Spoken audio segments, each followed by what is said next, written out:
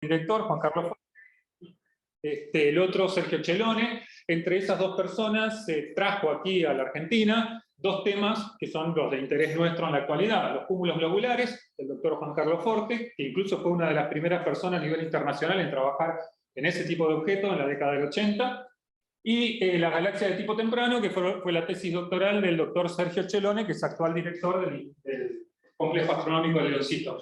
Y los dos temas que dan origen a nuestro grupo son justamente los cúmulos globulares y las galaxias de tipo temprano, desde masivas hacia las de tipo enanas. Y vamos a entender un poquito, espero, a lo largo del desarrollo de la charla, por qué es así. Bien. ¿Faltó algo aquí? No sé por qué se volvió a cambiar. Bueno, esto está funcionando extraño. Aquí hay una simulación que está corriendo, básicamente, ¿sí? Y lo que dice aquí es que actualmente sabemos que la formación de galaxias y la evolución de galaxias involucra una serie de fenómenos y cuestiones que debemos considerar. Están listadas algunas aquí: el colapso gravitatorio, el medio interestelar, la presencia del medio y la acción de las galaxias sobre el medio intergaláctico, lo que está fuera de las galaxias, las interacciones gravitatorias entre las galaxias, la presencia de núcleos galácticos activos o AGNs, las supernovas, la evolución estelar dentro de las galaxias y algunos otros fenómenos que no están listados aquí. Todo eso debe ser incluido cuando uno intenta entender cómo se formaron y cómo evolucionaron las galaxias. Lo que muestra esto aquí, que se ve muy poquito, está como repetido incluso, aquí está la presentación y esto apareció adelante.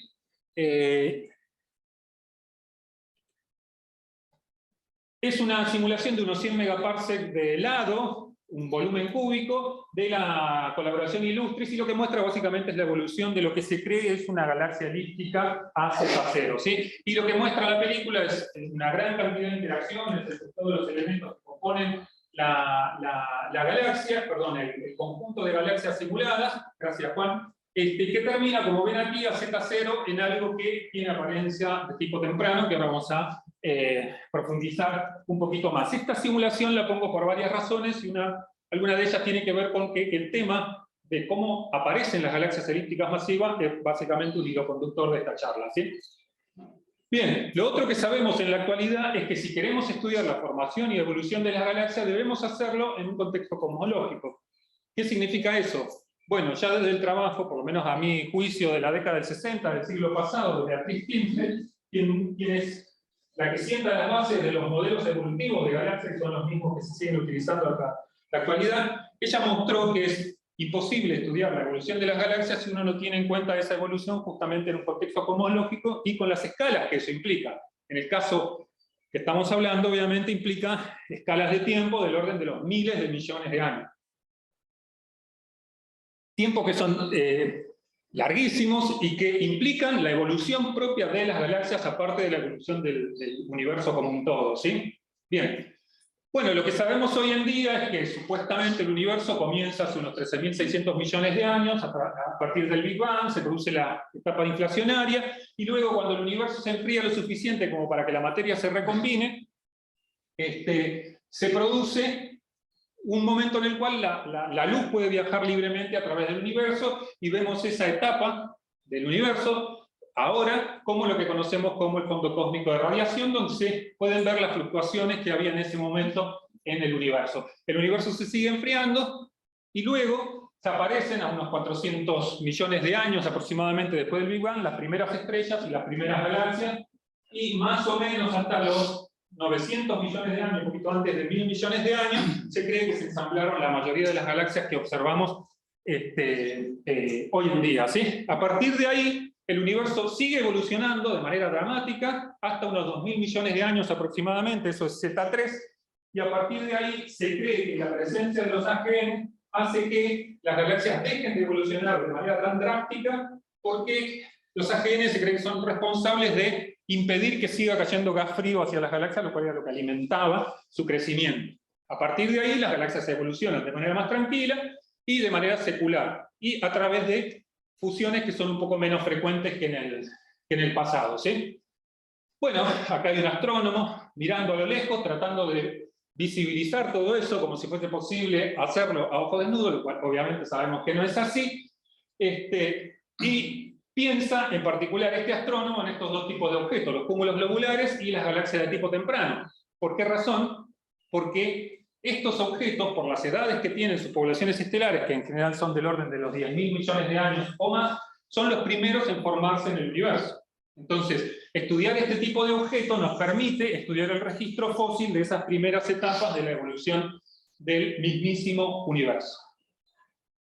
Por esa razón, en la filmina donde mostraba el origen de nuestro grupo tenía que ver con estos dos tipos de objetos en particular. Todos estos procesos que yo mencioné han dado lugar, o se cree que han dado lugar, a la vasta morfología de galaxias que existen, que está resumido aquí en el esquema de clasificación ampliado de Hubble, que se conoce como Hubble de Debacular, donde se incluyen las galaxias de tipo temprano, elípticas y S0, y las galaxias de tipo tardío, que son las que están hacia aquí, incluidas las enanas. Cualquier estudio, idea de evolución de las galaxias debe intentar incluir todo lo que uno observa del universo real, ¿no? Bien, hay una particularidad, aparte de la morfología, que sabemos que es muy importante en los distintos tipos de galaxias. Como digo, por un lado tenemos la morfología y por otro lado las propiedades de las poblaciones estelares. Estos objetos que están aquí creemos que tienen historias de formación estelar de este tipo. Es decir, hace muchísimos miles de millones de años atrás se formaron de manera muy rápida y luego evolucionaron pasivamente, ¿sí?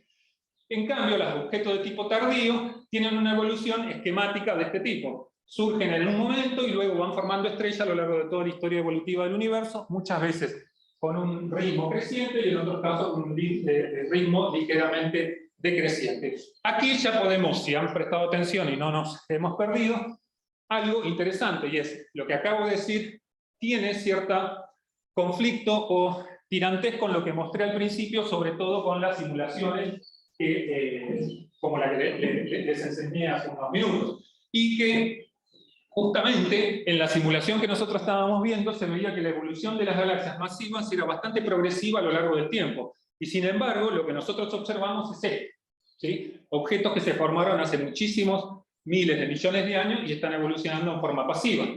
De hecho, estas filminas, estas tres que voy a mostrar, resumen tres de las propiedades que creo yo son más importantes de las galaxias que nos interesan a nosotros, que son las de tipo temprano, que las que más nos interesan, en principio.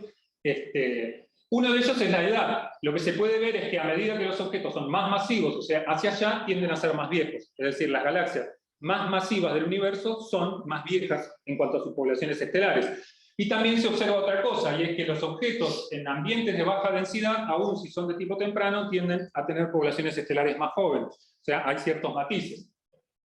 También está la relación esta, que indica que cuanto más masiva es una galaxia, más metálica se vuelve. Es decir, las galaxias más masivas son las más metálicas y las más viejas. Difícil de entender a primera vista, por lo menos, ¿sí? Y otro aspecto importante es el de las abundancias de elementos químicos, en particular los elementos alfa sobre hierro, que a medida que las galaxias son más masivas, aquí tienden a tener valores sobresolares, lo cual implica que en principio sus objetos se formaron más rápido. Es decir, el esquema que surge de las observaciones es: las galaxias más masivas se forman primero, ensamblan sus estrellas primero, son las más metálicas y lo tienen que hacer de manera más rápida que el resto. Bien, eso obviamente tiene cierta contraposición con lo que muestran en cierta manera las simulaciones y los modelos teóricos, y por otro lado el imaginario popular, ¿sí? El imaginario popular indica que las galaxias masivas se forman a través de fusiones, básicamente. Estas fusiones, como observamos aquí, y que sabemos que se producen en el universo real. Bien, eso llevó, a partir de la década del 70 del siglo pasado, en que la mayoría de las personas tenemos en la cabeza la idea de que una galaxia masiva se forma a través de un proceso de este tipo. Tengo dos galaxias ricas en gas, con pocas estrellas, que en algún momento atrás en el tiempo se fusionan, y luego forman esa fusión una galaxia masiva que evoluciona de manera pasiva en el tiempo. El rojo ahí significa gas caliente, el amarillo significa estrellitas y el azul significa gas, ¿sí? De hecho, parte de esta charla, y que ya la he dado varias veces, tiene su motivación en dos reportes de un referee, de algunos referees, en pedidos de turnos nuestros, que básicamente lo que decía el referee es: el estudio de las galaxias masivas no es interesante porque todos sabemos que las galaxias masivas se forman por la función de dos galaxias de disco. Bueno, esa es la visión más simplista de la cuestión. Lo más cercano a la realidad hoy en día creemos que es lo que está a la derecha, ¿sí? Que es básicamente lo que resulta de modelos de evoluciones cosmológicas de galaxia y nos muestran que existe, es cierto, una galaxia que termina siendo masiva, comienza con algunas fusiones mayores, muy atrás en el tiempo, fíjense a Z mayor que 3, y luego básicamente evoluciona por la acreción de una cantidad enorme de pequeños fragmentos. Y curiosamente esos fragmentos no forman estrellas, traen gas caliente y traen materia oscura. De esa manera crecen las galaxias y se vuelven masivas. Completamente diferente a la visión que creo que la mayoría podemos tener sin entrar en detalles en estas cuestiones. Eso es lo que ha dado origen a lo que actualmente conocemos como el modelo de formación de galaxias elípticas masivas en dos fases, ¿sí? Una primera fase, que se llama in situ, donde se forma la parte central de la galaxia, el grueso de la población estelar de la galaxia, el grueso de los cúmulos globulares, los cúmulos globulares rojos, por lo que se llaman cúmulos globulares, y algunos cúmulos globulares azules. Y en una etapa posterior de Z3 para adelante, o Z2 para adelante, hacia nosotros, donde se produce una enorme cantidad de acreción de material que hace crecer en tamaño y un poco en masa a la galaxia, pero no forma poblaciones estelares nuevas. Y ahí se acretan los cúmulos globulares azules en su mayoría, supuestamente. Aquí, en este momento, es donde les mencioné hace un rato que se cree la acción fundamental de la presencia de los AGNs. Bien. Bueno, nos ponemos a estudiar las galaxias en nuestro grupo. Una de las galaxias que más hemos estudiado, hace unos 10 años que comenzamos, es NGC 1316. Esto es una imagen de GIMOS, donde se puede ver que esta es una galaxia de tipo temprano que presenta estructuras de polvo. Las estructuras de polvo no debería estar presentes en esta galaxia, porque las galaxias de tipo temprano carecen en general de polvo y gas frío. Si hay polvo, hay gas frío. Este estudio muestra que esta galaxia es una galaxia de tipo temprano que ha sufrido la acreción de un satélite rico en gas y ha formado estrellas, y eso es lo que estamos viendo. Entonces, el medio ambiente actúa sobre las galaxias, en este caso en el C1316. Este trabajo lo ha desarrollado y lo viene desarrollando Leandro desde su tesis doctoral. Ahora, lo que vemos a la derecha es la misma zona, una escala un poco mayor, de una imagen obtenida del satélite Chandra, donde la hemos suavizado para poder visualizar mejor la presencia de gas caliente. Esto es gas que está a varios millones de grados Kelvin emitiendo en rayos X, por radiación libre. Y lo que podemos ver es que aquí tenemos a 1316, que es esta es NGC 1317, y la estructura de gas caliente es bastante compleja en esta galaxia. Es decir, esta galaxia está produciendo gas caliente y está haciéndolo de una manera bastante violenta, porque vemos que la estructura no está del todo relajada, ¿sí? Entonces, la galaxia no solo es afectada por el medio ambiente, sino que afecta a su entorno también, de diferentes maneras. Y eso es muy claro en la siguiente filmina, que creo que la va a mostrar Vicky también. Esta es una imagen espectacular obtenida en radio. Aquí tenemos la misma galaxia, y 1317, esto es en el óptico, esta está más o menos a la misma escala, las imágenes anteriores, y lo que podemos ver es la acción de 1316 en el medio en el que se encuentra. 1316 es un AGN, Fornax A, es un AGN de poca energía, pero sin embargo produce un cataclismo en el lugar donde están. Es decir, el estudio de las galaxias tiene esta complejidad. Las galaxias están afectadas por su entorno y la presencia de ellas muchas veces puede cambiar dramáticamente ese mismo entorno en el que se encuentran.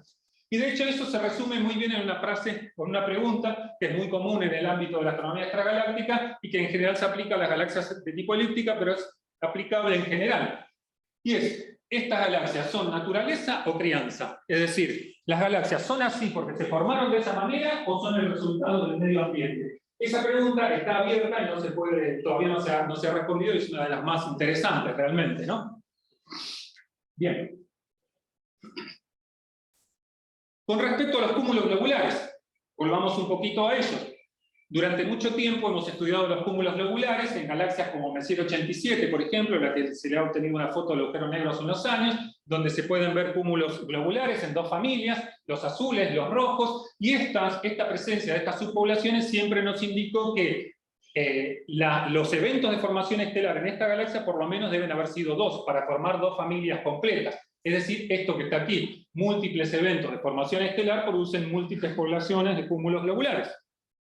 Eso lo hemos llevado y lo estamos ampliando en la actualidad con galaxias de este tipo. En el grupo estamos estudiando galaxias que son de tipo temprano, pero que muestran claras evidencias de ser resultados de fusiones relativamente recientes.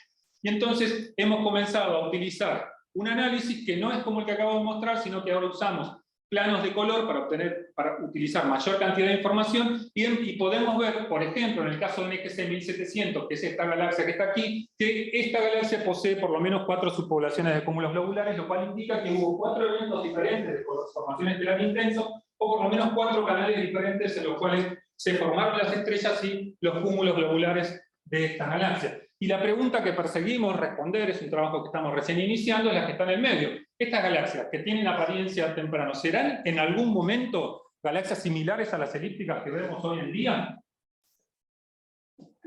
Bien, un paso más adelante en el estudio de los cúmulos globulares y lo que nos permiten conocer es la espectroscopía. Aquí es de un trabajo de Leandro, es un cúmulo globular masivo y brillante de NGC 1316 de esta, donde podemos obtener a través de los índices espectrales edades, metalicidades y abundancia de elementos químicos. Y lo que podemos ver es que aquí en este diagrama, donde están puestas galaxias típicas como M87 o M60, hay un montón de cúmulos globulares viejos, que son los símbolos vacíos, y NGC 1316 y 4382, que son los azules y los rojos, muestran esas poblaciones de cúmulos globulares antiguas y también, curiosamente, unas poblaciones muy jóvenes de cúmulos globulares. Es decir, hemos encontrado cúmulos globulares jóvenes en el universo local, y estudiarlo nos permite conocer cómo evolucionaron estas galaxias y, aparte, cómo se forman los cúmulos globulares, cosa que no se podía hasta hace un tiempo, porque los cúmulos globulares se formaron hace unos 10.000 millones de años aproximadamente.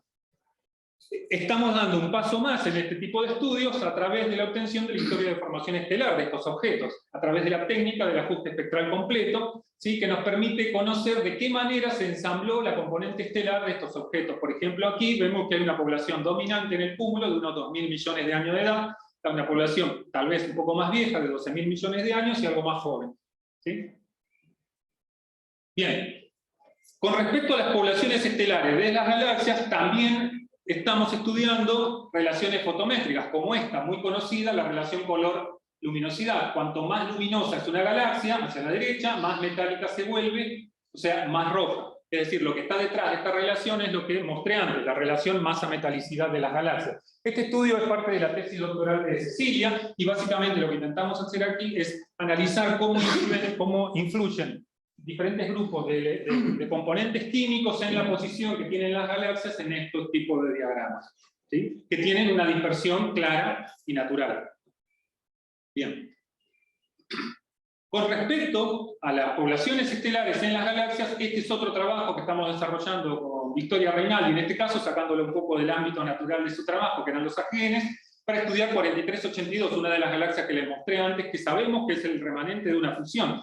Y por primera vez somos capaces de obtener la historia de formación estelar de este tipo de galaxias sin pasar por los diagramas color-magnitud, a través de estas técnicas de ajuste espectral completo y por el hecho de que contamos con espectroscopía de muy buena calidad de observatorios como Gemini, por ejemplo. Y entonces podemos discernir que en la región interna de esta galaxia, aquí o allá arriba, existe una población joven de unos 1.000 o 2.000 millones de años más o menos de edad, sumado a la población vieja típica de una galaxia elíptica, unos 11.000 millones de años, que está aquí. Y en las zonas internas aparece una combinación de diferentes subpoblaciones. Es decir, lo que queremos hacer con este estudio es conocer cómo se ensambló toda la componente estelar de la galaxia en cuestión, ¿sí?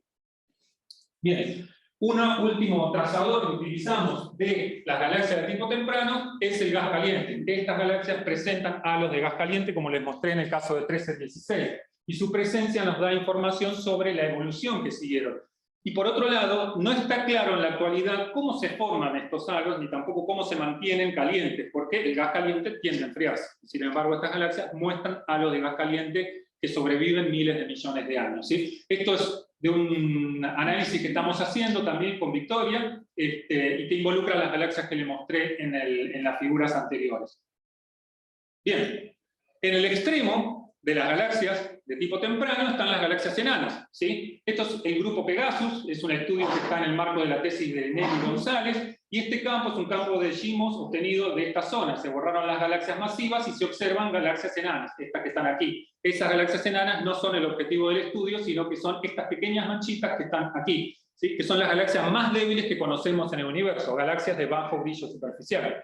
Nelly ha hecho un trabajo realmente increíble encontrando esas galaxias en la zona del grupo Pegasus, midiendo sus propiedades fotométricas, son extremadamente débiles y difusas, ¿sí? Y también ha buscado equivalentes a las galaxias de tipo enanas esferoidales, que son típicas en el grupo local de galaxias. Actualmente se pueden detectar en grupos fuera del grupo local, ¿sí? Bueno, ¿y por qué matarse estudiando estas galaxias que son apenas unas manchitas? Por estas cuestiones que están anotadas aquí. Son las galaxias más numerosas del universo, es decir, sí o sí hay que estudiarlas, aun cuando son las más difíciles. Son las más pequeñas y menos masivas, y son probablemente las galaxias más antiguas del universo, ¿sí? Y por otro lado, los estudios de las galaxias de bajo brillo superficial del grupo local muestran que probablemente son los objetos más dominados por materia oscura del universo, con lo cual son, en principio, de las más interesantes que uno puede estudiar en escala extragaláctica.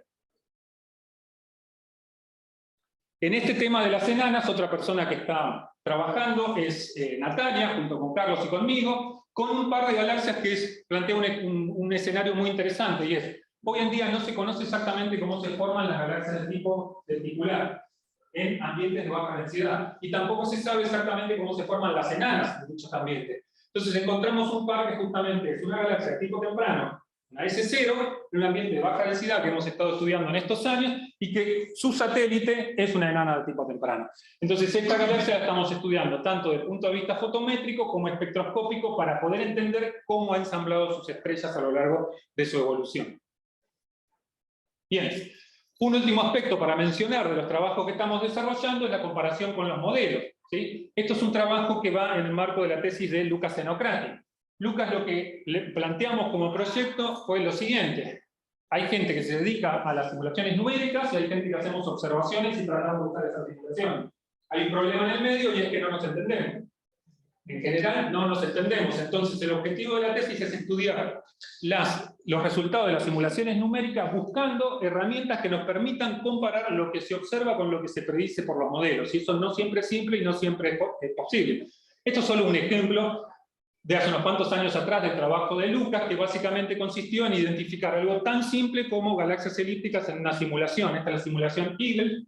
Y básicamente eso, es decir, ir a una simulación a buscar galaxias que realmente sean galaxias elípticas, es todo un desafío. Así como cualquier otro tipo de galaxia. Entonces uno tiene que definir conjuntos de parámetros y de selección que permitan quedarse con objetos que luego, comparado con las observaciones, se parezcan realmente a lo que uno ve. Y eso es lo que está indicado en este caso aquí. Bien, ahora le voy a dar unos minutos a Victoria para que hable de otros temitas, luego va a hablar Luis unos minutitos, finalmente Carlos, y yo cierro. Así que le dejo el control. ¿Y el rojo es el puntero? Sí, y lo otro pasa. Bueno, yo soy Victoria. ¿Cómo ando? Efectivamente, yo no vengo del campo de las galaxias elípticas masivas, o tal vez no quieran que hable. No hay problema, lo solucionamos. Espera. Bueno, yo vengo estudiando AGNs y el medio interestelar, básicamente. Es la interacción del AGN, de las galaxias con núcleo activo, y el medio circundante, para tratar de identificar cómo es esa relación, cómo afecta el núcleo activo al medio que tiene alrededor y cómo se manifiestan esos procesos. ¿Cuáles pueden ser esos procesos? Bueno, para empezar, el propio campo de radiación central va a afectar al gas que tiene alrededor, lo va a ionizar, va a provocar eyecciones de material, outflows. Y por otra parte, lo que ¿también? Sí, no sé por qué se apagó. Yo puedo hablar igual, Entonces, lo que me interesa ver en esos aspectos es cómo se manifiesta la actividad nuclear en el gas, cómo responde el gas, y necesariamente eso se tiene que hacer a través de un análisis multifrecuencia. Por un lado, porque el propio AGN es un emisor en todo el espectro electromagnético, y por otra parte, porque las distintas fases del medio van a responder y manifestarse de forma diferente en cada banda del espectro. No es lo mismo cómo responde el gas cuando está ionizado a cuando está neutro, y cómo emite, o el polvo, lo que fuera. Entonces, como todos esos sistemas conviven en torno a, en la zona central particularmente, de todas las galaxias, y en el caso de galaxias activas con mayor importancia, es que me interesa a mí ver cómo es esa relación y cómo... sí, no sé si es que uno afecta al otro, sino más bien una relación simbiótica, ¿no? Sí, ahí está. Bueno, sobre Fornax habló un poco Fabio, y la persona más indicada para seguir hablando del tema es Leandro, que le estudió profundamente con la evolución de sus estrellas y de sus cúmulos.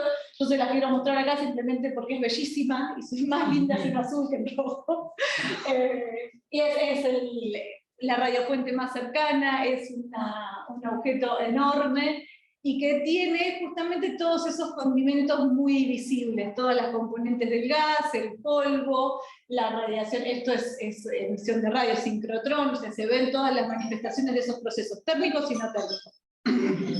Pero dejando de lado Fornax por un momento, les quiero hablar de este objeto, del cual no tengo idea básicamente, pero es una linda imagen que dispara todo lo que pasa alrededor de una gene y cómo se puede ir estudiando.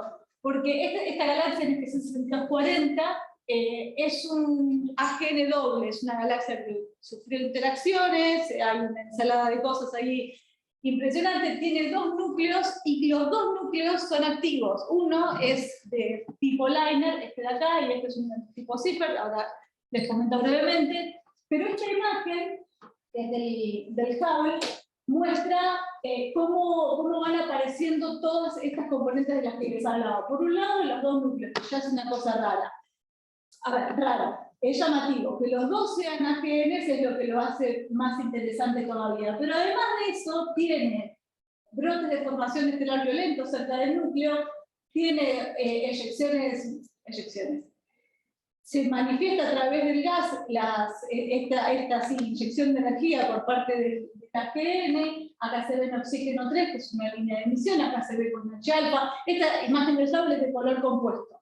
En azul se ve la emisión del oxígeno. En rojo, acá por ejemplo, se ve casi los bordes de una cáscara de emisión de H-alfa. Acá también se ve. Y en verde se ven las flechas, pero lo importante es lo que se ve en rojo y en azul. Y bueno, fíjense que en esta zona de acá, donde justamente no se ve nada, es la parte oscurecida por el polvo. ¿Cómo estudiamos esto? ¿Cómo lo vengo estudiando yo hasta ahora? ¿Y qué es lo que me interesa? La técnica que me interesa es la espectroscopía. ¿Por qué? Porque a través de los espectros de emisión en todas las frecuencias posibles, obviamente que en radio, bueno, yo no soy especialista en radio, y para lo que lo he usado no es justamente para lo que les voy a hablar, pero la componente en radio es sumamente importante, sobre todo cuando se trata de las genes que tienen jets, porque eso inyecta energía mecánica al medio, y ahí tenemos una nueva componente de la ensalada.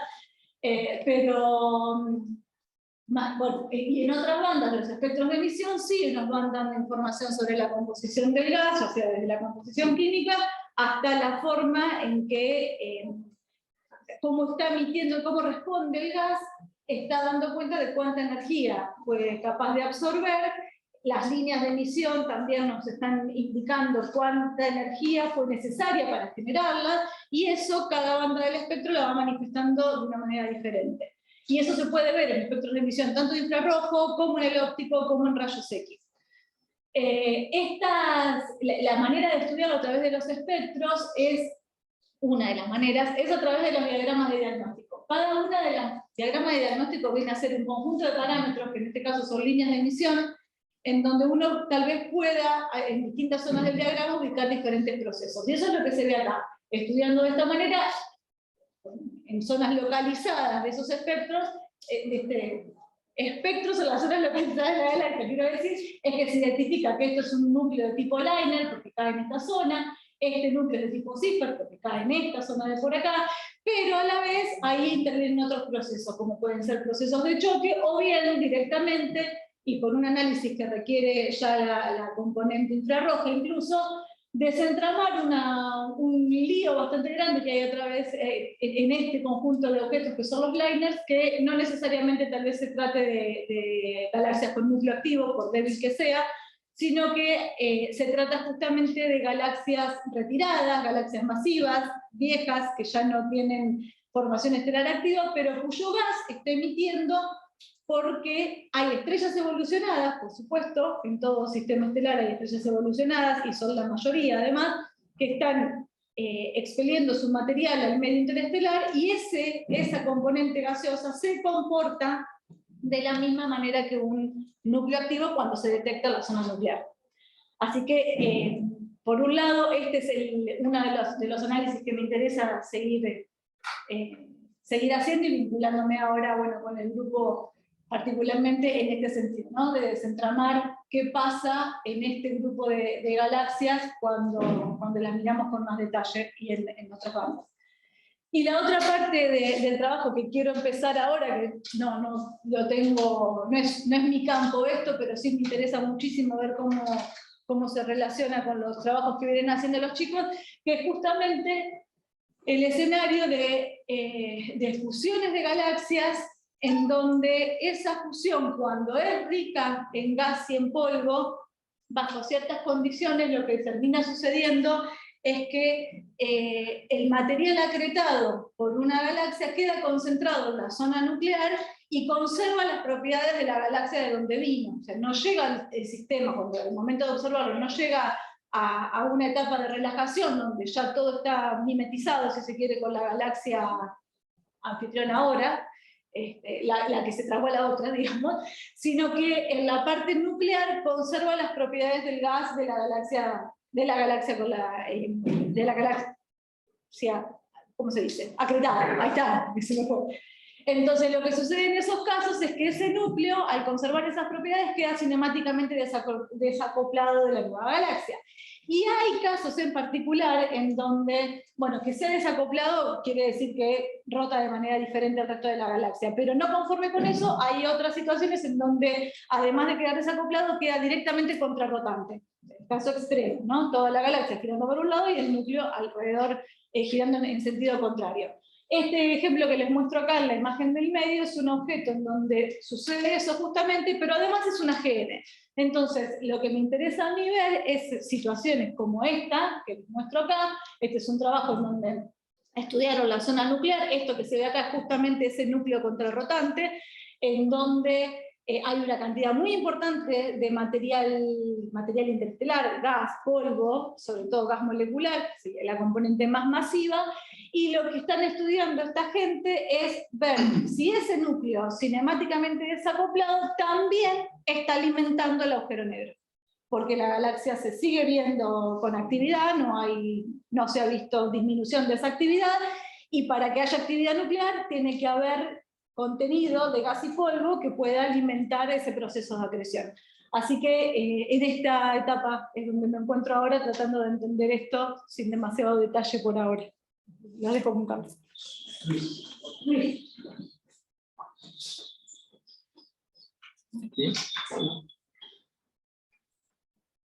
Bueno, yo soy Luis, justamente acabo de llegar aquí a La Plata a hacer una estancia postdoctoral con el grupo. Y bueno, voy a hablarle un poquito de mi experiencia, lo que he trabajado y lo que estoy trabajando ahora y lo que pensamos hacer, ¿no? Bueno, yo la verdad me he estado trabajando en los últimos años, más desde el doctorado, en estos grandes cartografiados, ¿no? Que incluyen varios filtros, combinaciones de filtros estrechos y filtros angostos. En el doctorado, más que todo estuve enfocado en la identificación de nebulosas planetarias y estrellas simbióticas, ¿no? Nebulosas planetarias que son una de las fases finales de las estrellas de baja masa. Más que todo durante el doctorado, trabajé en la identificación de esos nuevos objetos en la galaxia, porque actualmente muy pocos objetos han sido identificados en la galaxia. Alrededor de 3.000 nebulosas planetarias han sido identificadas, y en el halo de la galaxia solo han sido identificadas 14 objetos. Entonces, como estos cartografiados que les estoy mostrando acá, J+ y S+, que están formados por 7 filtros de banda angosta y 5 de banda estrecha, perdón, de banda ancha, sí, esa es la palabra. son perfectos para identificar este tipo de objetos, las nebulosas planetarias, porque las nebulosas planetarias, la principal características es que tienen fuertes líneas de emisión como H-alfa, que ven acá, oxígeno 3, que son muy fuertes en comparación con su continuo. Entonces, usando fotometría, es muy fácil, herramientas como diagramas color-color son muy fáciles para identificar. Por ejemplo, acá en este plot, ustedes pueden ver esta zona acá, pues, esta nube acá, corresponde a las nebulosas planetarias, más específicamente son modelos usando los parámetros nebulosas planetarias del halo, y ellas están bien separadas de otros objetos que tienen líneas de emisión, ¿no? Por ejemplo, como estrellas T Tauri, estrellas simbióticas, variables cataclísmicas, etc. Entonces son muy fáciles de encontrar. Entonces durante el doctorado yo estuve enfocado más que todo en eso, mostrando de que usando estos sistemas de filtros son muy efectivos para esta tarea, ¿no? También, además de implementar y desarrollar nuevos diagramas color para encontrar este tipo de objetos, también implementamos técnicas de aprendizaje de máquina para estas actividades. Ahora actualmente estoy más enfocado ahora en emisores de H-alfa en general, en SPLAS sobre todo. Para ello nosotros hemos desarrollado una técnica para identificar este tipo de objetos. La hemos aplicado a la tercera liberación de datos de SPLAS, y usando este diagrama color-color que usa el filtro el filtro que ven acá, que es un filtro estrecho que detecta la línea de H-alfa más nitrógeno 2, que en estos plots correspondería a este filtro acá. Entonces, lo que hacemos es encontrar el locus de las estrellas de secuencia principal y haciendo un ajuste de mínimos cuadrados, un ajuste lineal, y consideramos objetos que tienen emisión de H-alfa, aquellos que se encuentran más por encima de 4 sigma de este estelar locus, o sea, más o menos por aquí. Entonces, todos los objetos que estarían cayendo en esta región, nosotros los consideramos que son emisores de H-alfa, porque presentan un exceso en este filtro estrecho. Nosotros hemos aplicado eso, una gran variedad de emisores fueron encontrados, como nebulosas planetarias, que son los objetos que yo más tengo interés, variables cataclísmicas, supernovas, otros objetos que tienen líneas de emisión, como estrellas B, etc. Pero también algo interesante es que con este método fueron recuperadas galaxias y alienes. Sobre todo aquellas galaxias donde otras líneas de emisión, como por ejemplo magnesio 3, ¿cierto? Porque están más ubicadas en la parte azul del espectro, debido al corregimiento al rojo, cae en el filtro de H-alfa, simulando esta línea, pero en realidad no son emisores de H-alfa, sino AGNs o cuásares, tal, que también tienen líneas de emisión, pero por cuenta del corregimiento al rojo son recuperados como emisores de H-alfa. Eso es lo que más o menos estoy trabajando ahora. También en la separación, una vez que tenemos la muestra, ¿no? La idea es diferenciar los diferentes tipos de emisores, ¿no? Para ver qué es lo que tiene nuestra muestra. Usando para ello usando técnicas de machine learning un poco más, métodos más robustos. También la idea es aplicar estos métodos para un contexto más extragaláctico, ¿no? Para identificar objetos que tienen líneas de emisión, sí, como dije, en un contexto más extragaláctico. Por ejemplo, en Fornas, donde todavía la línea de H-alfa estaría, por cuenta del redshift, la línea de H-alfa estaría siendo detectada en el filtro estrecho. Y por ahí hay otras cosas que podemos ir conversando en la medida de que vayamos avanzando. Y eso sería todo.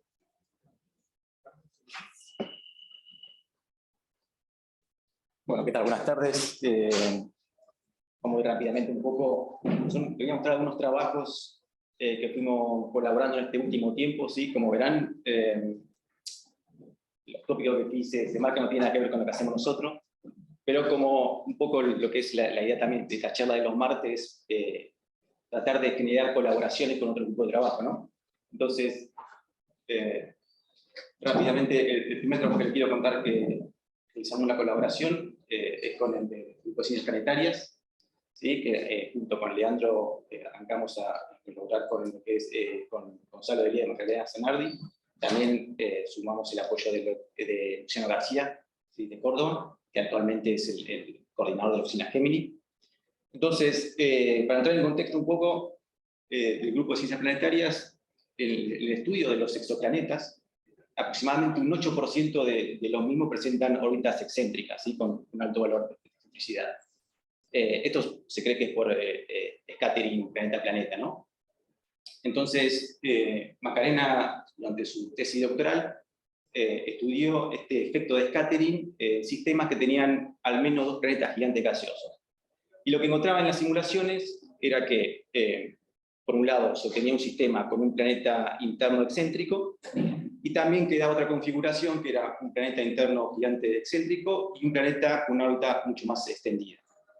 También trabajo de la literatura, hacían este tipo de simulaciones donde consideraban sistemas rotando alrededor de una estrella, principalmente 2 objetos jóvenes masivos, ¿sí? Que lo que obtenían era principalmente que el objeto más masivo en órbita externa modificaba la excentricidad del planeta interno, ¿sí? Entonces, Gonzalo y Macarena lo que hicieron fue buscar en la base de datos observaciones de sistemas que tenían planetas excéntricos, y nuestra ayuda con Leandro fue armar propuestas de observación, ¿sí? En este caso utilizamos lo que es la cámara planetaria de Gemini para tratar de encontrar el planeta o el cuerpo masivo más externo, ¿sí? En estos sistemas, de manera de poder determinar justamente si efectivamente el planeta interno excéntrico es producido por un objeto más externo. Lo que se observa aquí es un cubo de datos de la cámara planetaria, ¿sí? Variando la longitud de onda, como se puede ver es esa forma, tipo de ruido que se va moviendo. Y cuando uno compacta todo el cubo de datos, lo que se obtiene es esta imagen donde se observan algunos puntos, ¿sí? Que estos son los posibles candidatos, ¿sí? Asociados a la estrella central, ¿no? Podrían ser aquellos planetas que han modificado la excentricidad del planeta interno. Obviamente esto se tiene que seguir luego analizando para ver si efectivamente estos objetos están asociados a lo que es la estrella o son objetos de fondo. Otro de los trabajos que venimos colaborando, iniciamos con Yaela Edelman, ¿sí? De estrellas peculiares. Simultáneamente, hace un tiempo comenzamos a indagar un poco lo que es técnicas de aprendizaje automático, viendo a ver cómo podíamos implementarla en lo que hacemos nosotros. Entonces, nos enfocamos en lo que es el estudio de las estrellas B, que seguramente el grupo de Yael va a mencionar en estas charlas. Para entrar un poquito en detalle, las estrellas B son estrellas tipo Ultra B, que poseen un material circunestelar, sin forma de disco, de manera que cuando uno ve el espectro de las estrellas, tienen la particularidad que presentan línea de emisión en lo que es la línea H-alfa, ¿no? Entonces la idea era ver si con técnicas de aprendizaje automático podíamos determinar candidatas a estrellas B en una determinada región del cielo, ¿no? A partir de datos fotométricos. Este fue un póster que armamos, ¿sí? Utilizamos técnicas en principio bastante sencillas, ¿sí? A partir de un catálogo de estrellas OB, que estaban catalogadas ya en aquellas típicas OB, que presentaban emisión y demás luminosidades. Aplicamos 2 técnicas muy sencillas de Machine Learning, que es el IDEA y SVM, para entrenar un modelo y luego a partir de un catálogo completamente nuevo ver si era posible obtener estas candidatas a estrellas B. Esto fue el puntapié inicial, ¿sí? Entre los 2 grupos para un trabajo más complejo que venimos realizando ahora con gente del Instituto de Investigación de Informática ya, donde pasamos de lo que es estas técnicas bastante sencillas de Machine Learning a lo que son redes neuronales más complejas. El siguiente trabajo, bueno, junto también con Leandro, estamos trabajando con Ignacio Gallulo y Juan Pablo Caso del grupo de sistemas estelares. En este caso, Ignacio está trabajando con simulaciones cosmológicas aerodinámicas, ¿sí? Tratando de indagar acerca del origen de los bulbos de galaxias espirales. Entonces, donde el origen de estos bulbos sería a partir de fusiones, ¿no? Pero si uno se centra en las observaciones, particularmente de algunas galaxias, se ve que grafica lo que es la masa del bulbo con la masa estelar cargada del halo. Sí, hay algunas galaxias que se alejan de lo que sería la relación 1 a 1, ¿sí? Acá lo que podemos ver, que lo que estamos analizando nosotros es M81, ¿sí? Donde que presenta una masa del bulbo mayor, ¿sí? Respecto a lo que es la componente del halo. Entonces, en este proyecto lo que estamos haciendo es barrer, básicamente, o mapear lo que es toda la parte del bulbo a partir de datos espectroscópicos de Gemini, de manera de obtener la cinemática y poblaciones estelares, e indagar de por qué justamente la masa del bulbo de esta galaxia es mayor a la componente estelar, ¿no? Posiblemente tal vez por alguna barra prehistórica, digamos, que ha tenido esta galaxia. Y por último, este es un trabajo bastante reciente que estamos realizando con el doctor Felipe Mirabel de IAFE y Luis Rodríguez de Bernal de México. El doctor Mirabel se comunicó con la oficina Gemini, ¿sí? En el último tiempo porque necesitaba observaciones de una zona de la galaxia M33, ¿sí? Donde se encontraría la presencia de un microcuásar, ¿sí? Que se marca aquí. El microcuásar es básicamente un sistema binario, que es un objeto compacto, una estrella de neutrones, un agujero negro, que tiene una estrella compañera que dona material, ¿no? Entonces la idea es efectivamente ver si el jet del agujero negro está interactuando con lo que es el medio circundante, ¿no? En este caso lo que nos interesa es analizar toda esta región y ver si esta pequeña región es producto de el choque del jet con el medio. Y para eso, nuevamente pedimos observaciones en Géminis, fotométricas espectroscópicas, que se terminaron de observar hace un par de semanas atrás. Y a modo de ejemplo, le muestro esta imagen, lo que es el H-alfa de la región, y cuando uno resta toda la contribución de las estrellas y objetos, se observa todas estas burbujas, y aquí se encontraría lo que es el microcuásar. Y justamente lo que estamos analizando hoy en día es toda esta región para ver si ese jet está siendo impulsado por el agujero negro está originando estas pequeñas regiones alrededor. De ser así, confirmaríamos justamente que es un microcuásar extragaláctico. Así que bueno, eso es todo. Bueno, me toca a mí cerrar. Último par de filminas. Tiene que ver con las herramientas que nosotros utilizamos. Básicamente, como han visto ya, grandes telescopios, como el caso del Observatorio Gemini, un telescopio de 8 metros, y la necesidad de utilizar ese tipo de herramientas que estudiamos objetos extremadamente débiles que no están al alcance de otro tipo de telescopios más pequeños, ¿sí? Este tipo de instrumentación son muy específicas, nos permiten estudiar pequeñas muestras en detalle. Otra de las herramientas que utilizamos es lo que mencionó Luis hace unos minutos. Este es un videito que hice yo con unas imágenes del telescopio de T80 del SPLASH, que son relevamientos, y otros tipos, que te dan diferente tipo de datos a lo que obtenemos a través de Gemini. Aquí lo que se obtiene es una gran cantidad de datos, volúmenes enormes, y lo que permiten hacer es estudios estadísticos o identificaciones de objetos que luego podemos estudiar en mayor detalle con la instrumentación, por ejemplo, disponible en Gemini, ¿sí? El hecho de usar relevamientos plantea una dificultad adicional a lo que yo mencioné al principio, y es que, como bien cuento en Astronomía Extragaláctica cuando doy clase, una cosa es medir estrellas y otra cosa es medir galaxias. Medir galaxias es algo mucho más complejo que medir estrellas, porque las galaxias tienen morfología, que acabamos de ver hace un rato, y tienen diferentes tamaños angulares. Entonces, realizar fotometría automática de estrellas es algo que podemos hacer desde hace mucho tiempo. Realizar fotometría y mediciones automáticas de galaxias es algo que todavía no se sabe hacer de manera adecuada. Este es el trabajo de tesis que está haciendo Rodrigo, que intenta identificar un conjunto de parámetros y implementaciones en Python del software Sextractor para poder hacer medidas que nos dejen satisfechos del relevamiento SPLASH en cuanto a objetos extragalácticos, ¿sí? Bien.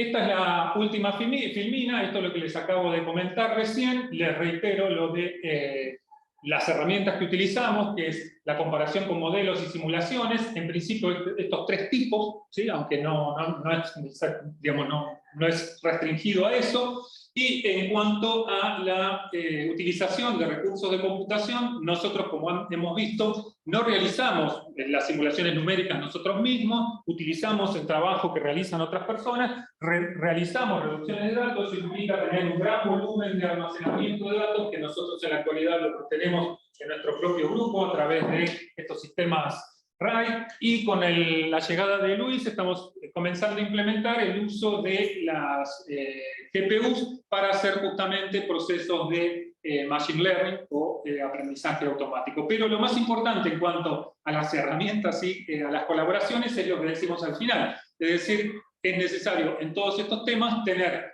gente que esté dispuesta e interesada a abordar estos temas que por lo menos son de interés nuestro, o a realizar colaboraciones en cualquiera de los aspectos que mencionamos a lo largo de la charla. Y eso es todo. Les agradezco la atención.